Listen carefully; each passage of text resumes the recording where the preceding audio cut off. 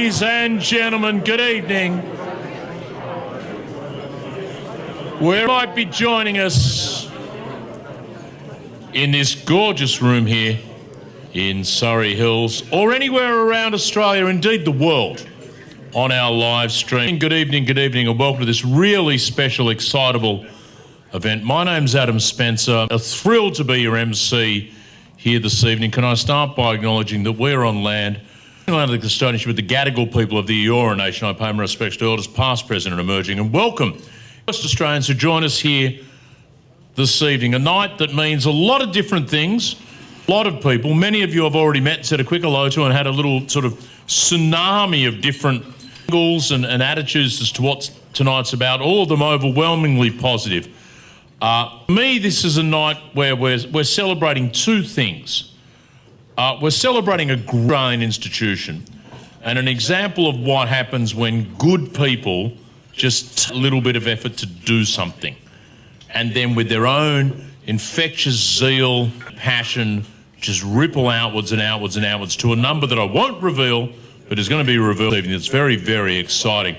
But it's also a night of something when I was chatting to Ben and the team about this evening, and they mentioned, first of all, they said, well, it's here at Canva, and massive thanks to Canva for having us this evening. They're wonderful of them. In particular, they pointed out they've been in liaising with Lou Hunt from Canva, and the name sounded familiar. It turns out Lou was someone who I coached in football, women's football, at the University of Sydney about 15 years ago. May I say, as far as her football skills go, I'm sure she's a fantastic marketing officer for Canva. But that was great. Lou, hadn't heard Lou's name in a while, and they said, there's going to be someone there you'll know. From back in my old breakfast radio show, we started at 5:30 in the morning, we go till 7:45, and from 5:30 till 6 with you, it was heavy lifting. It's very slow. You're just trying to get into it. And we do little talks and things like that. And there were just certain names would come up with the producers on the screen going, this person's person. And you knew you were going to be fine because you could chat to someone who, even though you'd never met him, had almost become an old. And they said to me, Dave Lynch is going to be there. I went, that's fantastic. Couldn't be happier. Who's Dave Lynch? They said, you might know him as Dave the Truckie. And my eyes lit up. Because back on this radio show before 6 a.m, if Dave the Truckie's name was ever on the dial, I knew I had two or three where I didn't really need to listen because he talks a lot. And and Dave, and it's the first time I've ever actually physically met and connected with. Here, give us a big wave, Dave the Truckie over there. Lovely to see you here, mate. Told me also when I got here, I might know the guy working the bar, Martin Jones, the guy going for the sort of slightly retro hipster look behind the bar here with the big grey beard, is actually one of Australia's great filmmakers and creative forces. He's run a little film competition called Blue to Blue, which is drone and hybrid aerial film, amazing stuff, for about a decade now up on the Central Coast. And I was along and be a judge at that a couple of times. And this all came together.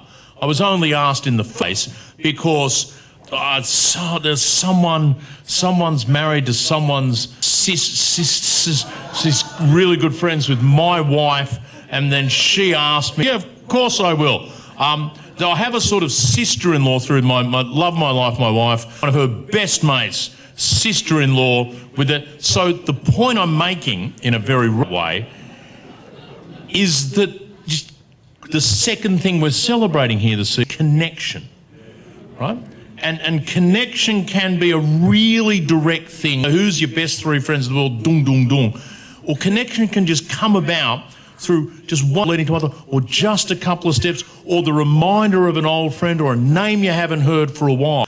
And it's already resonating with me with several of the people I've spoken to from different men's tables. Just the new connections they've made, the connections they didn't realise they were only one meeting from mating, and the importance and the ongoing sort of pull and drive that connection can give us. I think that's what we're really celebrating here this evening. Wonderful institution, two guys who've done amazing stuff, but it's the connection and the sense of community you've developed amongst people who, before they walked into the room, had probably never each other before, never heard of each other. That's the wonderful thing we're celebrating this evening. A couple of really housekeeping bits. Please turn your phones to silent. Don't turn them off. Snap away. Go easy on social media. Get the image. Do we have a hashtag? We don't have a hashtag tonight, do we? Hashtag ExciTABLE. Let's go with that. Hashtag ExciTABLE. Just take photos. Get quotes, selfies, happy snaps, and just get them out there on your social media of choice. We don't care what that is. Facebook, Twitter, Snapchat, Tinder, we don't care. Just get it. You're laughing a bit hard there, ma'am. Get it out. Spread the story tonight. The unlikely event of an emergency, don't panic. They're clearly marked just out of the venue. Female and male toilets are around there.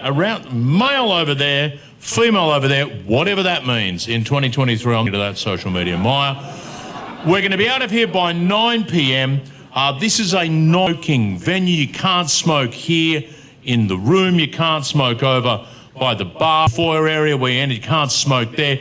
Can't smoke over there near the food. That's also non-smoking. Immediately out here on the street, City of Sydney, that's non-smoking. Look, if you want to have a cigarette, the best thing to do is get a chair, come towards the stage, turn, go up through that little door there, boom, turn right. You're on Kippax Street, go down the back street, turn right there on Fraser Street, quick left down there, about 50 metres away, there's a cab rank. Hop in a cab, head out to the airport, not the domestic, the international airport, buy yourself a ticket to Bali, Denpasar, fucking knock yourself out, okay? We have a raffle here this evening to continue to raise this wonderful organisation. Look at these prizes. Look at these prizes. 3 nights in your mind, gentlemen. Need I say more? For up to 8 people and 2 dogs. I don't want to cry for charity. I've done a few events. I've never had to specify the number of dogs that are allowed at 8 people and 2 dogs. Can it be 10 people if they don't bring a dog? Can we just... No? Okay. People and 2 dogs. Sunday to Thursday, not school holiday, but donated by Jeff and Kelly Anderson of Sonic Site. Thank you so much. It's really, really wonderful of you. It's worth getting up $2,000. It's first prize in our raffle this evening.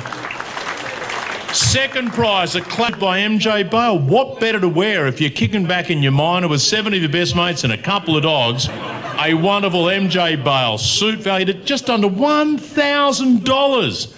Dozen Love and Velour wines, and after 8 nights in your minor with a couple of dogs, you'll need some Love and Valor Logan wines. Thank you so much, valued at almost $300.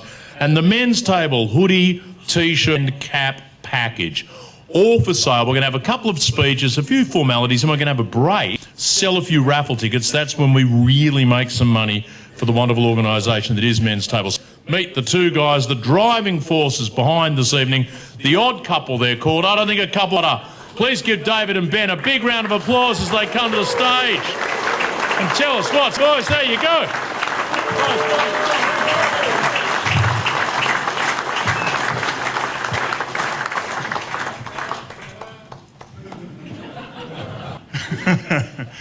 The odd couple indeed. For those of us who know us, we have very serious, but we operate in very different ways. I'm Ben Hughes. I'm David Poynton. To meet you. So, 2011 wasn't going so well for me. And I looked around, I had nobody to talk to. So I was sitting on the couch, I was self-employed, and, hang on, I was self-employed, and that was going pretty badly. And I was at a business networking meeting, talked to 2 guys. One of them is here today. I've seen him, Tony Greaves. Please put your hand up. There you're back. And the beautiful David Peach, who left us in November 2021. I talked to them about what was going on, and they basically said, well, mate, we've cut away. We go through the same stuff. And I thought, something in this. Stood up at a business networking meeting, going to start a men's group, who's in, and we started meeting quite strangely in Crown Street, around the corner from here, on the 1st of June 2021. And we heard it on the table. And we'll get the next slide up if we can. And there's the... Oh, there we are. Hang on a minute. Oh! We'll let the back runner. I'll put this away. So, carry on talking. And we met and everything came on the table. And we met in 2019 when David gave me a call. So I'm going to take us from empty to 100 in 60 seconds. We went back to our guys. We got a set of fundamentals lines that hold tables together. We wrote them down. What's made this work? Then we spoke to two guys, Gil and Ian Campbell. Show yourselves, fellas. Where are you? Well done, gentlemen. The first follower, important. They said, we want to make a table. Then we had an entree in Surrey Hills, and 7 more men came. And at the end of the night, they said, we want to start tables. By the middle of the year, we had 7 tables. By the end of that year, we had 15 tables. Had a chance meeting with Christine Morgan from the National Mental Health Commission. Very serendipitous way. Christine, she said, you need to meet Leslie Cook and you need to get yourself a model of care. Fan advice. And we got ourselves a model of care, and there's copies around somewhere on that helped us to grow. It helped us to get more funding. And I can now say that as of January 31st this year, we launched M100 in Coburg, Victoria. And last week we launched MT 116 in WA. And so that's 1,246 sitting at tables, and we've just started. So this is how emotional this night is. I never use notes. I normally just free for it. But I'm using notes tonight, so this is an extraordinary night for us. One of the things we do is, next slide please, is we talk about footy and shit is a really, really strong piece of work for us. It came from a man who said, Trey, I've got mates, but we just talk about footy and shit. And I don't want to do that anymore. And so what we are, we're non-clinical, we're grassroots, we're locally led, and we normalise the language. And we get men into community. And we'll show you the impact a little bit more. It started with helping themselves, but we now know the ripple effect goes a lot further. I'm just going to hop over here, back a little bit to that other slide. And this is our impact. And research, there's some amazing things that come out. This is before sitting at a table. 30% of men would say they feel shame about being vulnerable. After sitting at a table, 4%. Huge. Before sitting at a table, I bottle up my emotions, %. After sitting at a table, 8%. Those are the kind of, it's not just footy and shit. This is the effect of it. 81% of men said they have a positive relationship at the men's table, and more positive relationships outside of the men's table. So we've been asking women and partners about that impact, and then some extraordinary stories. Nikki, one of our newer members of the team, has been leading that research, the evaluation. And these are just 2 quotes, if you can, from where you are. Just take a moment to absorb those 2 little stories.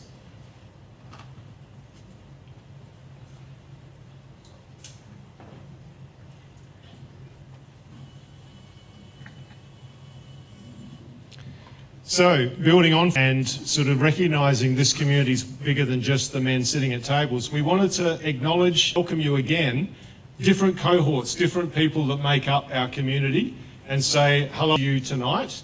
But also we've got people live streaming from home. It's all very, isn't it, all very tech, so that's pretty cool. So sitting at the comfort of their home, my dad and stepmum are there. Hello. In Adelaide. So we wanted to acknowledge the men at tables. We've got men here from an incredible cross of tables, from John and Ian, who we spoke about, men from MT4, right through to a couple of men from MT 114. They literally haven't met yet. They've just been entree, and they wanted to come tonight. Men come for all kinds of reasons. You all come to a table for your own reasons, but there's certainly patterns in why men come. A lot of men come looking for connection, looking for friendship. They just want to have a sense of and build out their relationship base. Some men are looking for a safe place. I want to have a place where I can have a real conversation, not just footy and shit. Some men are dealing with the bumps and scrapes of life. Maybe something big's happened in their life and they've realised, gee, I actually don't have a place where I can really talk about this and process it. And other men just want to They want to help other men. It's like, I think I've been through my own journey and I've got something to contribute. So thank you to those men who are here tonight to sort of represent all of the men tables. Let's hear it for them.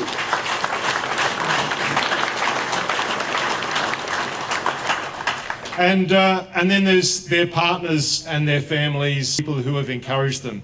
As we've seen with the impact on women, women are huge supporters of men and of the men's table. We saw a story today when we had a team.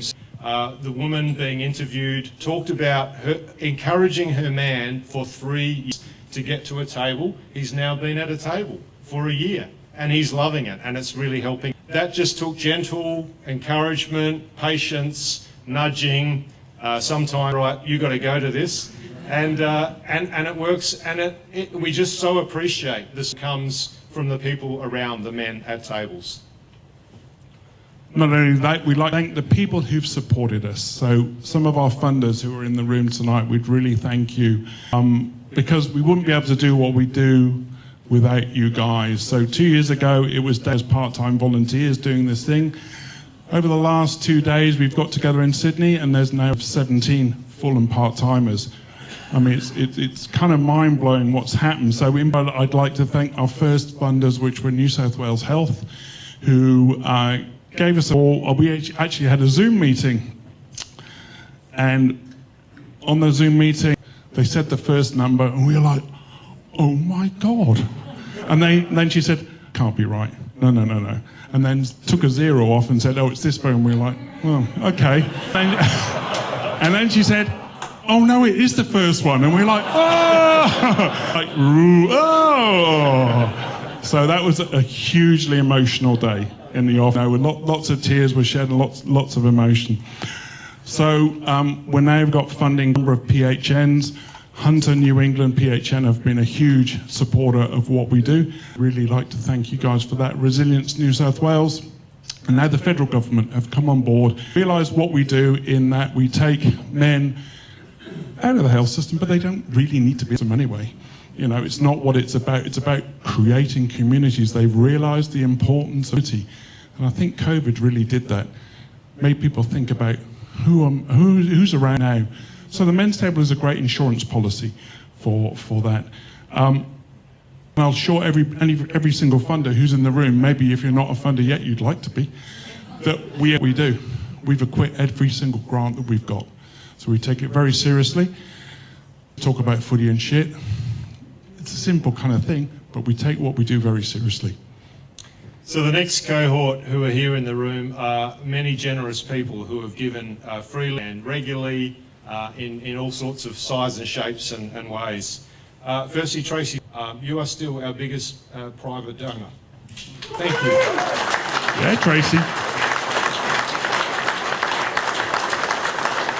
Tracy did an amazing speech at a launch event 2.5 years ago and told us her story and why she's connected to this cause. Thank you. Oh, I'm getting emotional now. Jeff Anderson, MT1 member, dedicated, committed, always on the lookout for help. Member of the advisory board.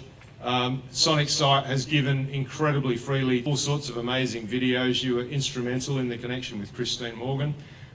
Thank you, Jeff.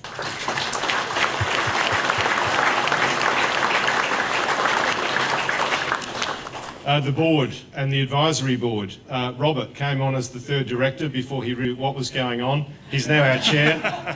And he's been a real stalwart and truly caring of the culture and the people in the team, as well as great support to Ben and I. Thank you, Robert.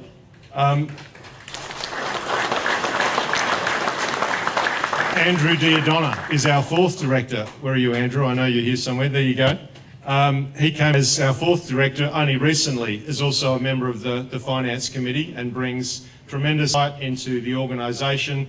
He just kept saying to us for 12 months, you need to get another website, which we finally do, Andrew. Tracy Neveson has been our company secretariat. Way over there in the corner. Tracy, you've been fantastic at whipping us into shape. And Rob is here. Rob is the chair of our Risk Advisory Committee at the back. Thanks, Rob. Roger Vitanis. is our organisational coach. Where are you, Roger? Been instrumental in helping us get ourselves organised and planned. Thank you. And then more recently, a couple of media organisations. Firstly, The Hallway, award-winning advertising agency, and also Shopper Media. Look out in shopping centre very soon, as of Monday, in Sydney Rail stations for the digital screens. This is the phono work coming from these media organisations. Thank you very much.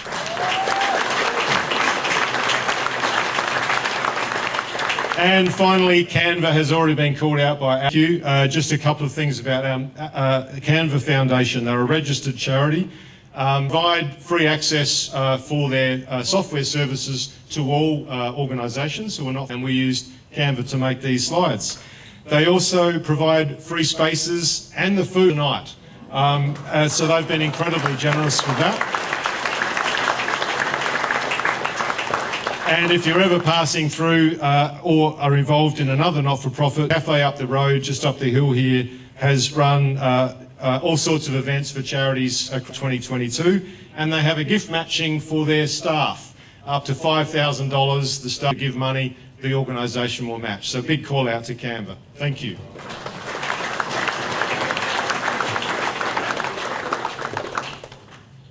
We apologise for anybody that because we've had a huge amount of help from so many people.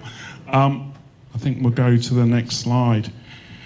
When David and I sat down with the help of Roger, we worked out some values that were really important to us, and we didn't want the corporate bullshit. We wanted something different. So these are our values that we live, and we've had these from the very start. So loving, open, courageous, dependable, reflective. Do is in line with that behind the scenes. We don't take that to, because some of the men would go, what the hell's that? That doesn't mean anything to us, but this is operate behind the scene. We make sure David and I are the odd couple.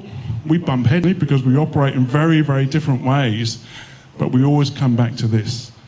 And we have just an open conversations about what's going on, and we work it out. And it works really, really. I need to talk about our team. So I mentioned 2 years ago, and now it's me and them, and you know, and then David, and I have a team of 17 full and part-timers.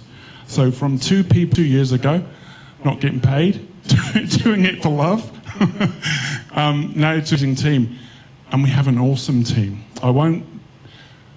I don't know what to say. I had 2 days of amazing heart and head conversations. And this is right. We make sure we're operating out of both of those things when we talk about what we do. And we know I'm going to get all emotional here. Let me get that out. So we talk about these 2 things, and we've had the extraordinary day kind of diversity. We've been talking about how do we talk about diversity, get fundraising, what's the power in this organisation. We've always run a very organisation, and that's the way the tables are as well. So I'd like to thank every single one of the members who've joined us, from Nicole, who was our first member, for David, who's only been with us for a day and a half. He was standing in the back there. Here's merch. He called that merch. So if you want to buy some merch, he's at the back. He's the man to go and see. Really like to thank you for that. And I'll hand over to David for the next bit. So thank you. So tonight we wanted you to hear a few stories from members of the community, and it's my pleasure to now introduce you to our first speaker, who I've over the past 12 months or so. Serena O'Callaghan. She's the Lived Experience Development Officer for NEMI National. She's also Paul O'Callaghan's daughter.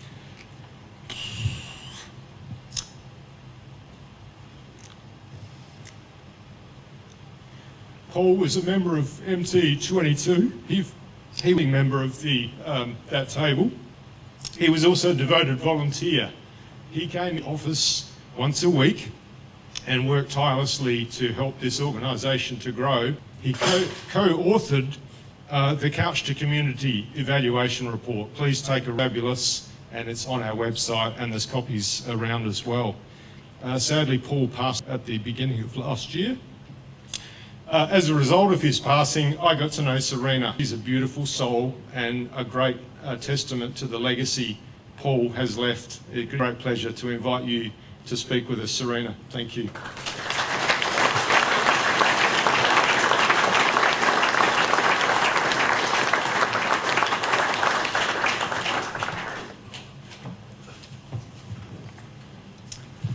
Good.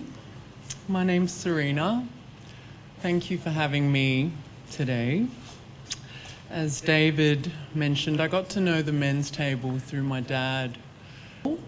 He was a founding co-host of the men's table in Glee, Sydney. And my dad taught me everything I know connecting with people, which has been at the heart of what I do for years. I remember as a teenager, I would sometimes visit my dad in Canberra. There's a very large central lake, beautiful parklands, lush greenery, Lake Berlin. This lake is beautiful, and it's also a bloody walk. It takes about 4 hours to walk around this lake. If we were on this walk, I knew something was up. It was on one of these walks when I learned one of my dad's very valuable lessons. It's over 20 years ago and I can still remember just how he said it to me. He said, "Serena, integrity what happens when you know no one is watching." Sage wisdom from someone that's been on the planet just a little bit longer, someone who truly cares. Another thing I've always with my dad is our shared love of food, Malaysian food, which is the half of my cultural heritage. And we never needed a good reason to come together when things were good, but sometimes when things are bad, you do. And on these occasions, food would be currency for bribery to get me to hang out. We both Bahasa, and he would say, "Come on la, come and get a bowl of laksa. You need to makan, you need to eat." And my appetite was non-existent. After this persistent persuasion, I'd show up and I'd always feel better afterwards. Good food, good company, what a winning combination, clever man.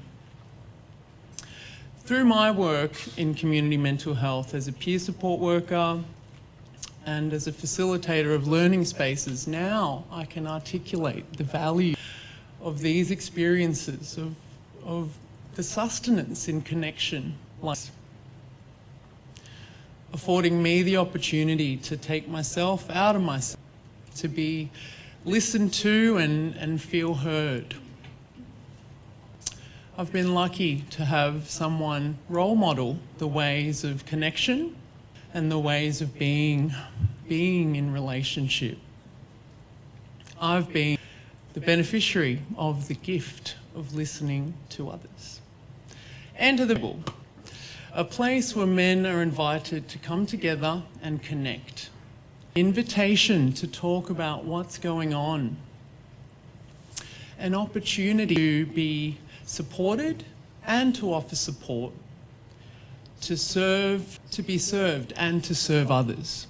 A safe space that empowers friendship and meaningful connection. Life had served my dear dad some serious blows over a prolonged period, undermining his sense of purpose and self-worth. At a time when it mattered the most, the men's table gave him connection, a sense of belonging and hope. Community really meant so much to him. I'd like to acknowledge John McWhorter John, and the beautiful story you wrote about your experience since joining the men's table. John had responded to an ad that my dad posted on social media, and I'm so glad that you did. In becoming part of a community, these men have many gifts. The gift of listening, the gift of sharing. For someone not yet able to share, who may not know how to, how powerful to be able to watch someone else sharing while gifting your ear and being inspired towards the possibility of one day being able to words yourself. The gift of discovering that you're not alone. And the gift of social connection, camaraderie, belonging and community.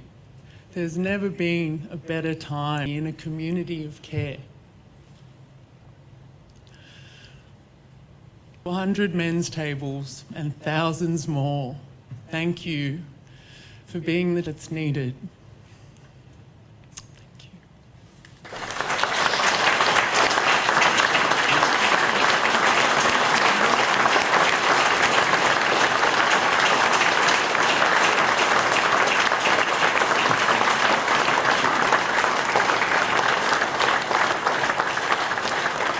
Oh, Serena, thank you. Wonderful, wonderful man your father was, and what a legacy he has left for this organisation and for so many people in this room. Thank you again. Please, ladies and gentlemen, Serena O'Callaghan, thank you.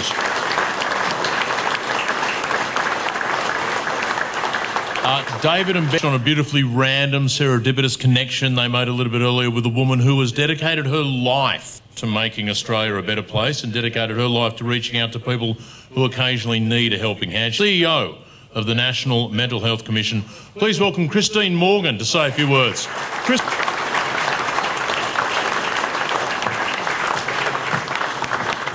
Adam. And wow, Serena, that was the most beautiful tribute to your dad, a reflection of the deep soul in you. And from recent experience myself, that's the legacy those we love leave us. So thank you for sharing that.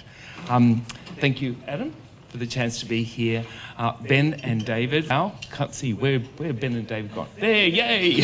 Have a beer, Ben and David. An evening to celebrate. So thank you so much for the opportunity to be here. I would like to be acknowledging also the traditional owners of the land upon which we are meeting, the Gadigal people of the nation, and pay my respects to their elders past, present and emerging. And mission, we always stop and tribute, pay our respects to those of us who have a lived or livability of mental illness, mental health challenges, loss, and those who care. So they are actually the reason we do what we do in the Commission and why. More importantly, probably, and I think this is a real connecting point, Ben and David, with what you said. It's not only what we do, but most importantly, how we do it. So I want to actually just start tonight, and this is bear with me because it's a little bit of a personal reflection. I'm actually somewhat casually dressed tonight. Now, normally I wouldn't draw attention to that. There's a reason, and Serena, what you said there about connection, I think has given me the courage to do this. So I drove up from Canberra today. I was in my good corporate gear, my black pants, and completely the wrong colour on. It was brown, and it was orange, and it was black. And a lovely little text from Nicole saying, "Don't forget to wear blue." Okay, great. Okay, well. Then the day continued to fall over. You know when you plan to arrive somewhere by this time and it gets to them. And then I had a coffee meeting with somebody and that went a little bit longer than it should. And then I hopped in the car here and then I got a phone call from somebody and I'm going, oh, this is not going to work. So I parking just up in Kippick Street. Now, thank goodness I got a car park. Yay.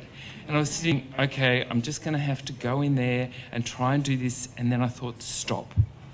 The most important thing that the men's table stands for, truly inspired Leslie and I right from the beginning, was integrity of their desire to connect. So I thought, how do I solve this? I know.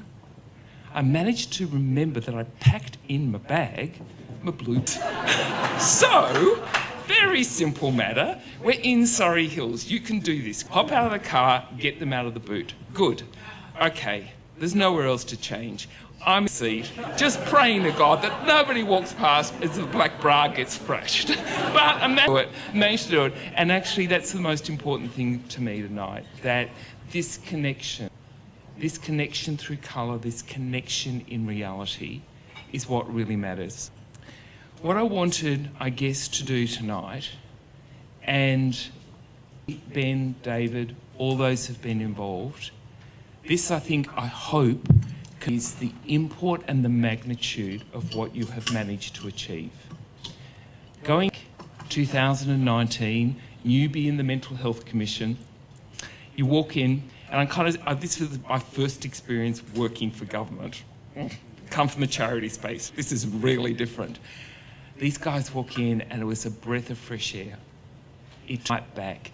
These are two guys who really, really, really want to make a difference.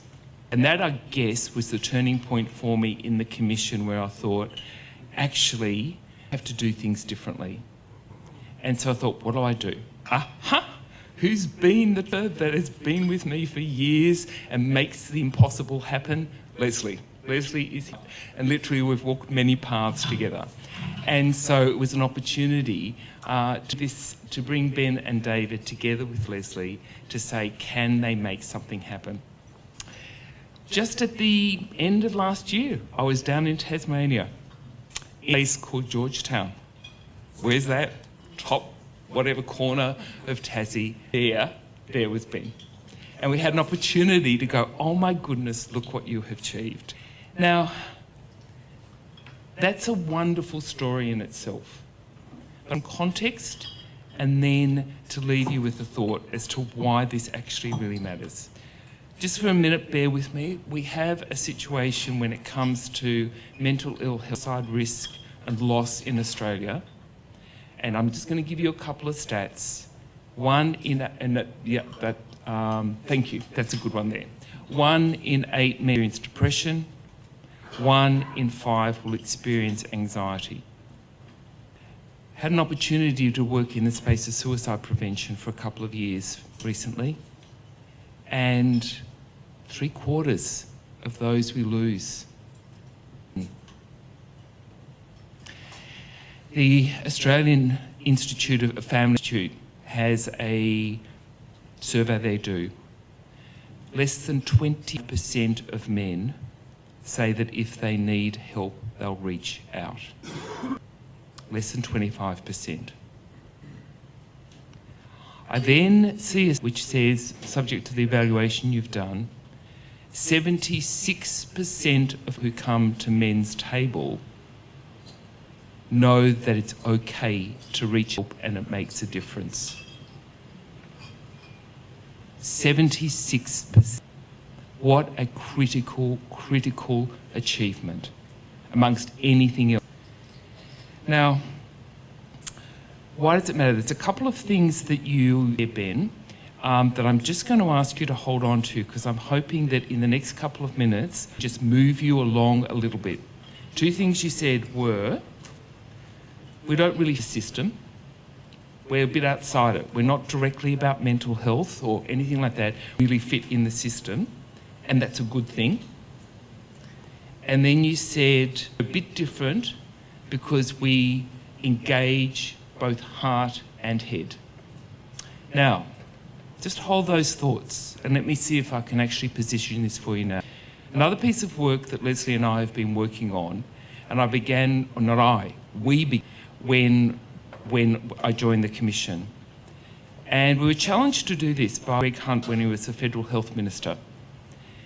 We were looking at, one day we were sort of sitting around and kind of, okay, what do we do next to improve the mental health system, the prevention system? It's an ongoing dialogue you have in Canberra. What policy bits can you do? What can you do? Blah, blah, blah. And somebody challenged him and he said, actually, I think this is the way to go. He said, what we need to do is then have what are the emerging next steps we need to do. We actually need to vision what it's like when it's really right and then kind of work back from there. So after a hell of a lot of going out and doing conversations with people, a lot of conceptualising, I came up with Vision 2030. I'll share it with you in a minute, but I won't put it up on the screen yet because I want to just talk to you about it. But this is the vision that thousands of Australians contributed to. Leslie's helped really distill down what that actually means. And there's a whole journey to it. But the vision is strong and the vision is clear. And I'm going to challenge you, Ben and David, because I'm sorry, I don't think you're outside the system. I think for very solid reasons, we need you in the system. When I share the vision with you, what I was going to share is not what I thought it would be, which is an architectural structure of how you redesign the systems better. Because when it actually comes to our mental health and well-being, it's not about how does the clinical pathway work.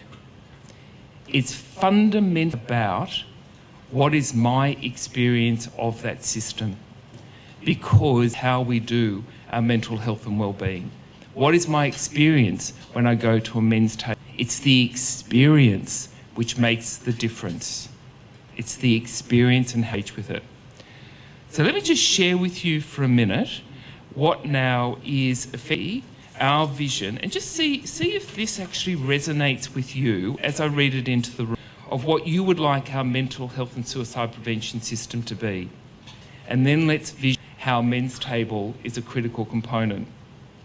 So if we can bring up the slide, it's the one called My Positive Experience. I think it was the one before that. Here we go. At the first of mental illness or suicidal thought, I know where I can go for help. I know I'll be treated with respect, and my experience will be taken seriously because I live in a community that really values mental and social well-being. Lots of agencies work together in my community, including the hospital, primary care, and non-government agencies, to provide a range of treatment and support. I know I can quickly access the services I need, and that I and my family will have choice in shaping and working collaboratively in my care and my support. Whatever I and my family need, different services will work seamlessly together to support us. There is no risk of fall through cracks in the system. As I work towards my personal recovery, I will have support to help me to re-engage and move forward in life with confidence. That's what we all want. We all know we ain't there yet. How are we going to do it? Well, one of the ways that we need to do it is we need to recognise that it's not always about clinical responses. And absolutely fundamental to entry point into a system, support through the system, staying well, is connection with each other. And you are damned right, Ben, when you say that the importance of social connection is not currently in the system. And one of the things that come to me after our connections tour, where I saw you on it, was that we actually need to bring into the system that absolute foundational point, which is about how we invest in our connection with others. That will help us access help when we need it. It will help us stickability for help when we need it, and it will help us stay well. Men's table sits right in that space. So my challenge to is how do we actually ensure that in the future, as we look at the system and funding the system, the absolute imperative of investing in social is recognised and put into effect. But the second thing, which I think is probably the most singular important way we are going to achieve, is firstly to recognise that we actually have a mental health and suicide prevention that is deeply ingrained in our health system. And our health system is in hierarchy. Our health system is built on clinical outcomes. Our health system is on how do you mend a broken bone. And how you mend a broken bone means to me, and I just need the best I can get. It doesn't really matter how I relate to you. We're buried in that system, but we can't work that way. Can't work that way, because the only way I can engage and get well is if you're working with me and not on me. So we need to bring that approach of heart as well as head right into the absolute foundations of our health system, so that what we do there becomes a positive experience for our mental health and well-being. So you have shown beyond doubt, just what it's and what a reality it makes. And that inspires me. I think it will keep Leslie going as well as she tries to say, hey, I'm retiring. Not quite yet. We've got work to do, Leslie, because just as we say no back in 2019 when we met Ben and David, I don't think we can ever go to what they have so clearly demonstrated, what so many of you have demonstrated. So thank you. You are truly an inspiration.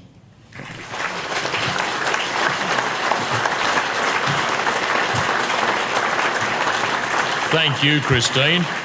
Please accept that gift from Men's Table, and how lucky we all are to have you at the helm. National Mental Health Commission, and Ben and David, my takeover, and that is enjoy the night, drink up, have a good time, because by 8 o'clock on board with two big challenges to take on from a visionary in this system. Give Christine another round of applause. Thank you so much, Christine, for those wise words. A great woman once said, food is bribery. That was you. So if you're wondering, we're going to be bribing you with food in just a couple of seconds. Two quick things before then. We're taking a quick break. Run off. There's a couple of little presentations after this quick break. During the break, you think we can all be a funder for the next 10 or 15 minutes, because the raffle's about to kick off. Tickets are 1 for $20, 2 for $35, 60, all the way up to 10 for 100. You can pay with a card. You can pay with cash. We have no. So if you pay with cash and you've only got a $100 note, enjoy your 10 tickets. It's all going to a very good. Sell the raffles tickets in just a couple of seconds. We had those fantastic prizes.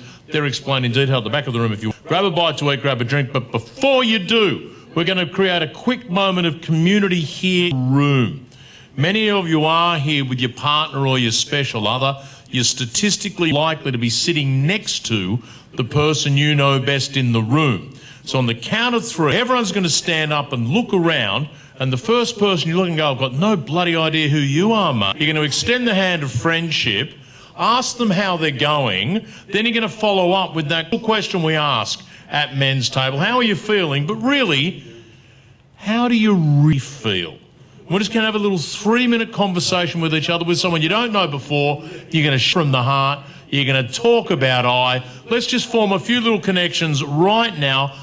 Go over there and bribe yourself silly at the food table, and then buy some raffle tickets. But 3, up and around, 360 degrees. First person you see you don't know, shake a hand and have a chat. 1, 2, 3. Action.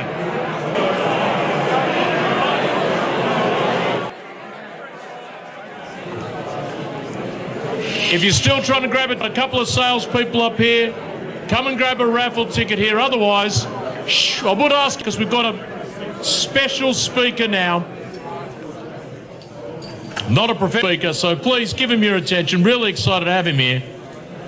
From MT20, so less, in the Greater St George region. And he's also plays a role at the Men's Table. He's their kitchen team concierge. I know. Hasn't that got a bit fancy? That means the vast bulk of people who come to the organisation and first reach out to join, this will often be their very first contact. He's a wonderful public face for the organisation. Jim Raptis is going to come and say words. Give Jim a big round of applause. All yours, Jim.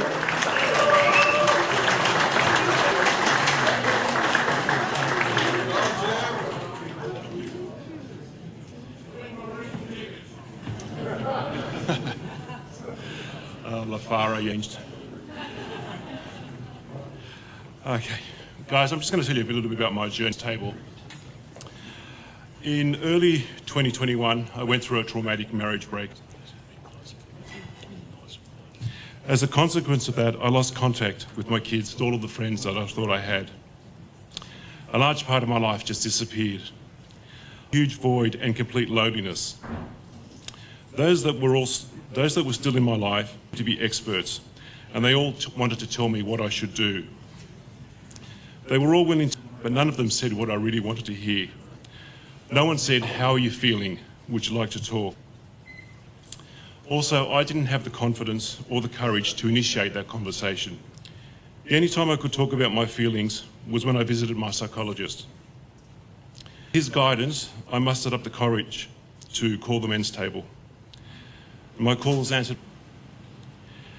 As soon as I started telling him what had transpired, I couldn't control myself. I broke down.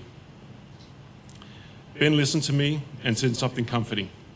I can't remember what he said, but I can remember feeling a sense of hope after I had spoken with him. Ben sent me a text message thanking me for having the courage to reach out and invited me to an entree. That phone call to Ben, or that phone call to the men's table, was a turning point in my life.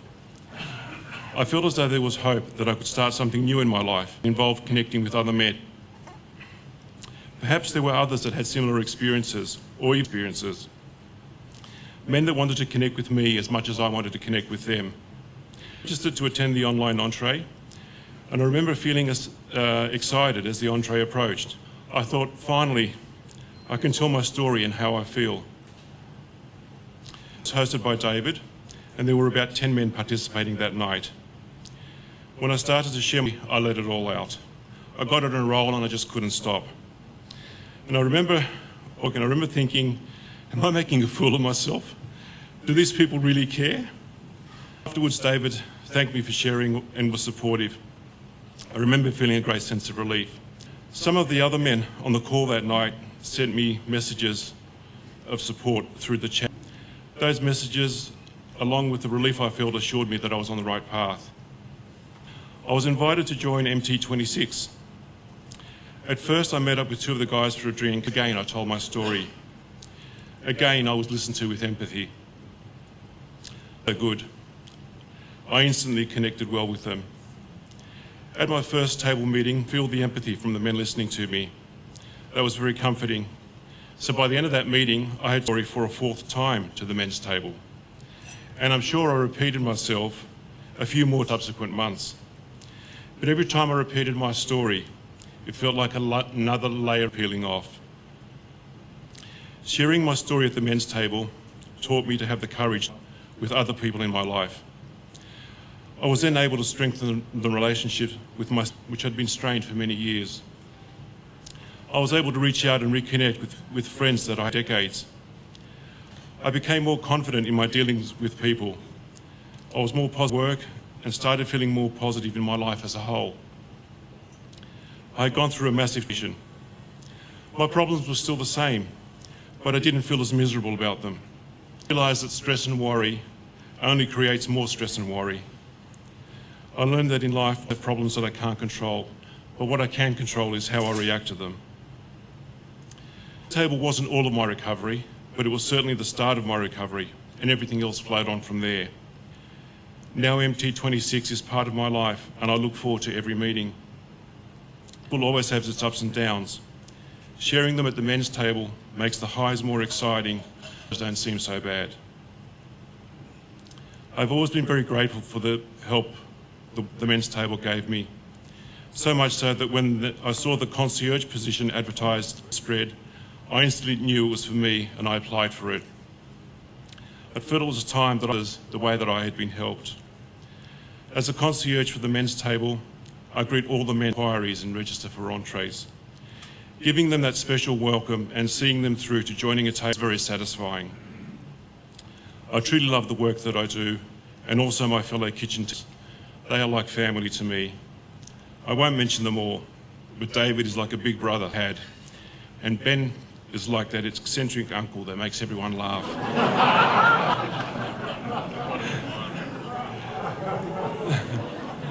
Thank you, Ben, and all the kitchen team. Thank you, MT26. Thank you, the men's table.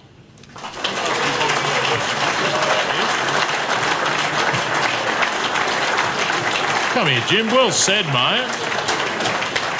Just want to ask you one quick thing before we go. You spoke beautifully about that moment when you first contacted the men's table, and you spoke to someone who would eventually didn't realise at the time, your eccentric uncle. But so you can remember that first comment and the impact it had on you. Yeah.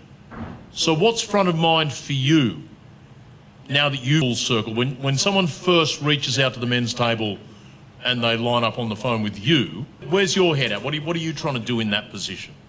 Well, I'm trying to give them the same warm feeling and reassurance that Ben gave me back then.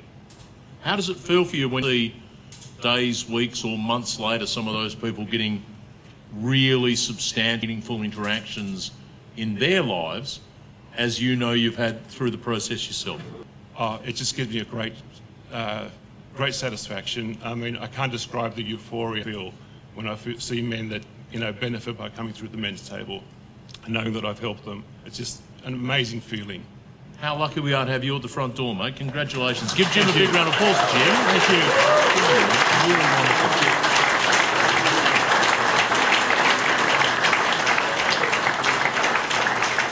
We're not just here in the Canberra offices in Surrey, as mentioned, we are all around Australia. We've got men's tables, many of whom are zooming in tonight, watching us online video stream. And I think we've got a short video now to play to acknowledge some of those men's tables around Australia. I was told that we are actually table number 100, which is a really auspicious number. Tables all across Australia, and we've just had a meeting and it went really well. I'm really excited. I've been with Rouse executively for the last 3 months, and this has taught me the importance of listening without interrupting. This was useful a few days ago when my 18-year-old son opened his heart up to me about how difficult school had been for him as he was growing up.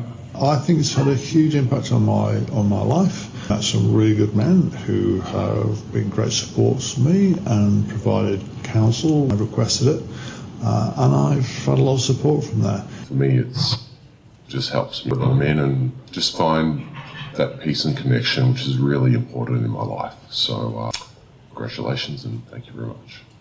Hi, Ben and David. I wanted to give you a sincere thank you for establishing the men's table.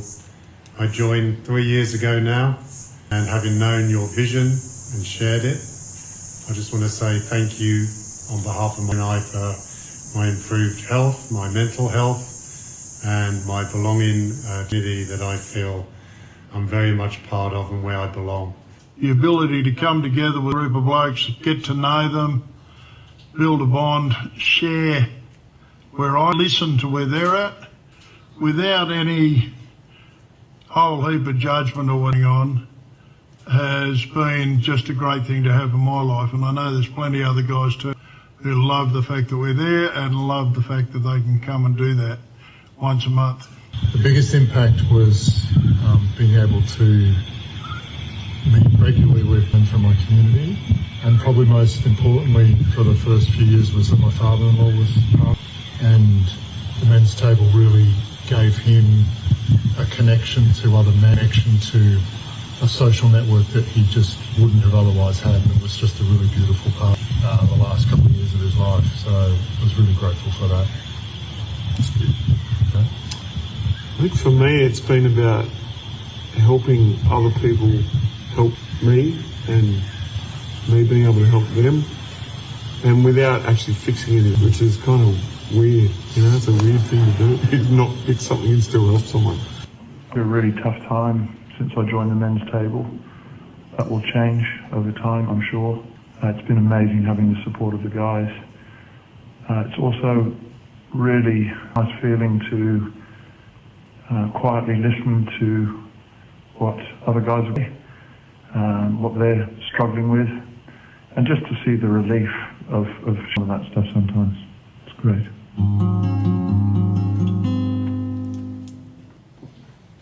Wonderful stuff. How about a round of applause for those wonderful servants of the men's table from around Australia? Are we ready to go there, Mel? Have we got those tickets? We're still ripping them up, still putting them in? We've sold so many raffle tickets, we're still sorting them all and getting them put into the bag. So our one photographer here, whose name is Tim, wants to take a big group photo of the club in the room. So you want to come out the front here, Tim? Is that what you want to do? Or what do you want to do it from, mate? Okay, unfortunate for the people just there, that's the way it goes. And you want? Is it stay faking and what are we? It's like hands in the air, sort of.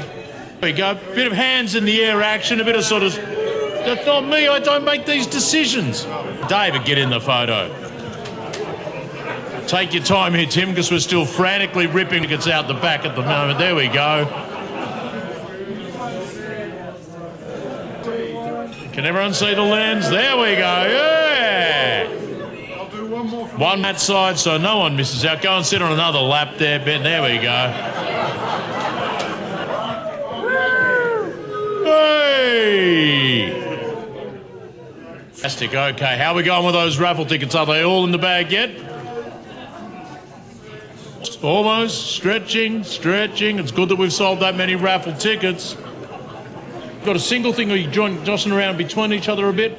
Best if we draw the raffle before. It's up to you. You've done this before. Are we 10 seconds away from having raffle tickets, or are we on our way? Oh, I think I see someone shaking the bag. We're looking good. Get your raffle tickets ready. We're about to draw the raffle. The wonderful Mel fundraiser, amazing manager for Men's Table, is going to draw it for us now. Serena's going to draw the raffle. Grab your tickets now. Shh. As far as I understand, if we sold all this evening, were any sold in advance? So everyone should be here. Give us a second. No sort of awkward moments ago. Now, I should declare, I have purchased tickets myself in this. Before we go, I'll read it out. Oh, there we go. Good. I'm going to tell you in a second, ma'am.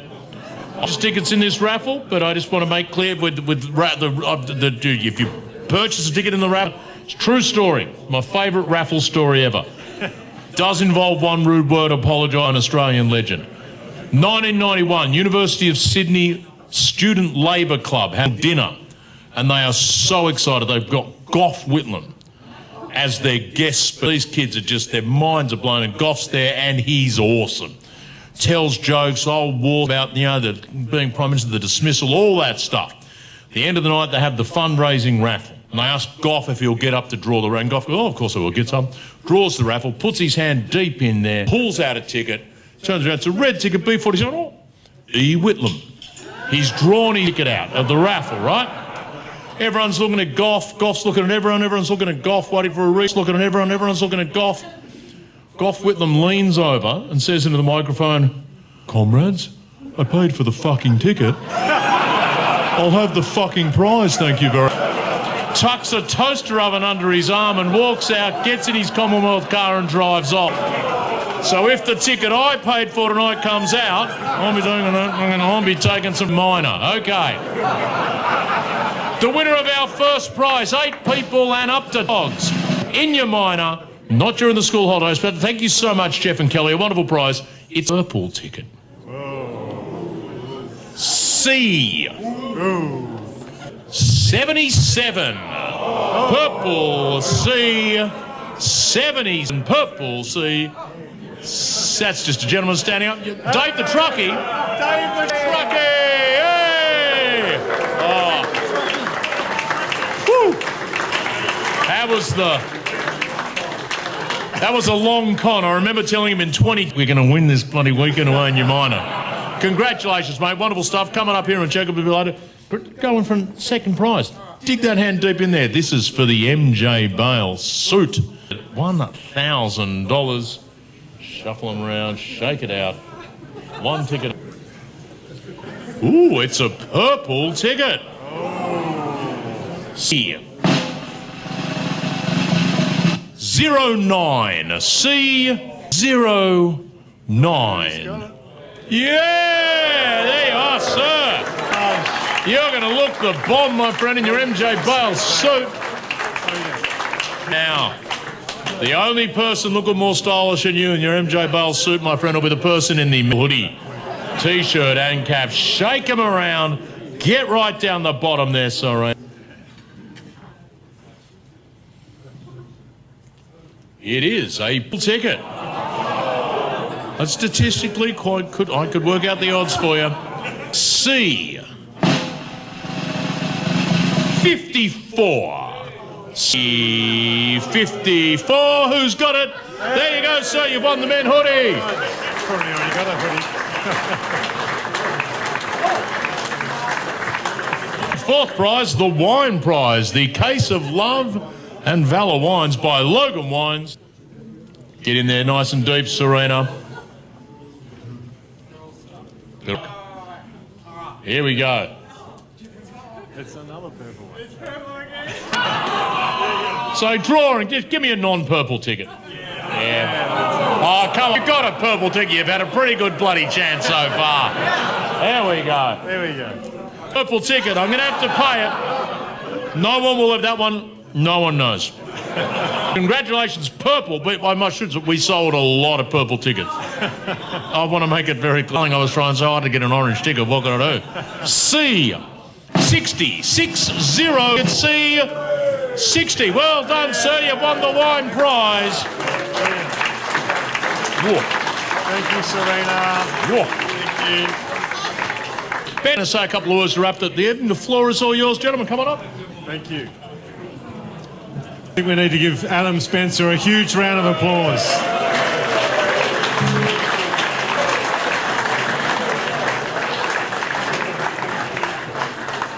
So we will say a few words to finish about where to from here. We've come so far, and there's so far more to go. When we had MT4 launched, one of the to meet for a coffee, and we sat down. He said, "So what's your vision for this thing?" We have one. We sort of mumbled a few things about men's mental health and whatever else. Then we had a guy from E6 in Perth. He was over. Tony couldn't be here tonight, and he asked us. This was a show. What's your vision for this thing? We were prepared. We said, we want to have 1,000 in Australia. And that's been our vision. We were like, yes, let's do that. We only had 6, but let's do this. And so we've been building an organisation that can sustain and support as many men as want to do this. And so far, so good. But that wasn't the end of it. We thought that was our vision. And it's kind of evolved since then.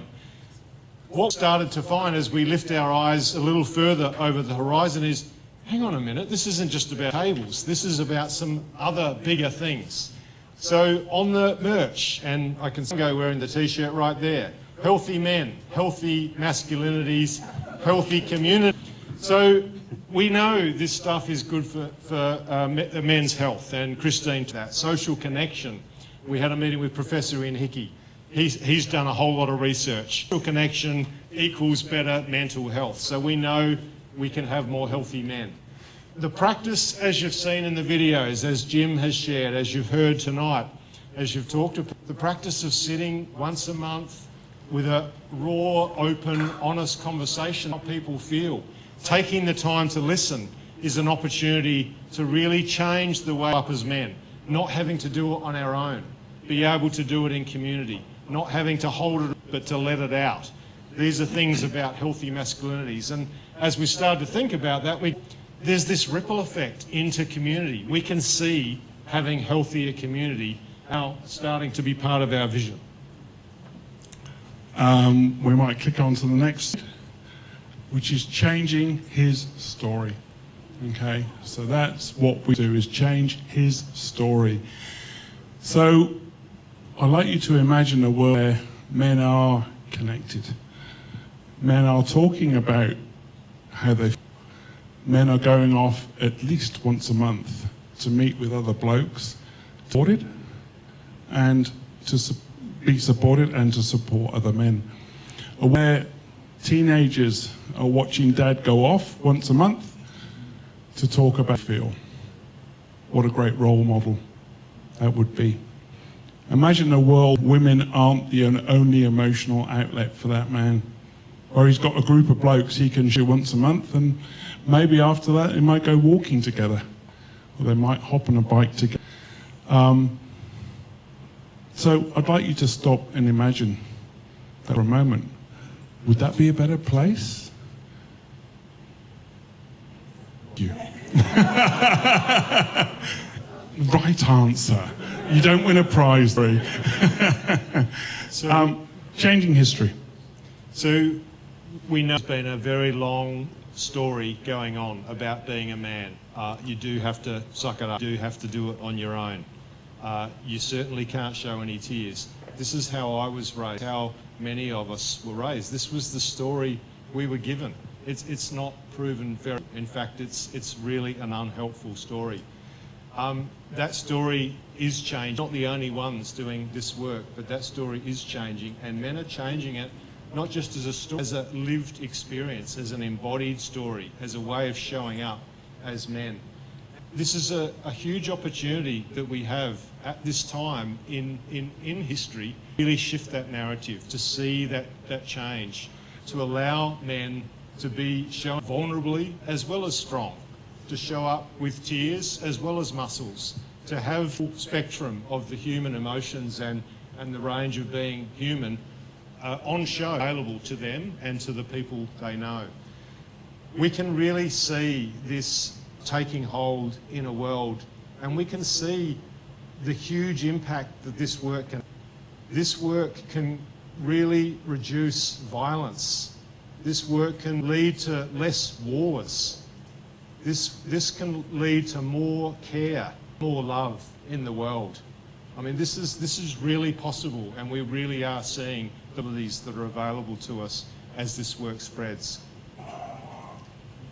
So we'll get back on you now. What's your role in this? About what your role is. How can you help us? How can you help us achieve healthy men, healthy masculinity, healthy communities? Who will you spread to? Who will you nudge? Can you become a strategic partner? Of course, I'm talking to all the agencies in the room. You know who you are. We're excited. We hope you feel the excitement from tonight and from what's happening.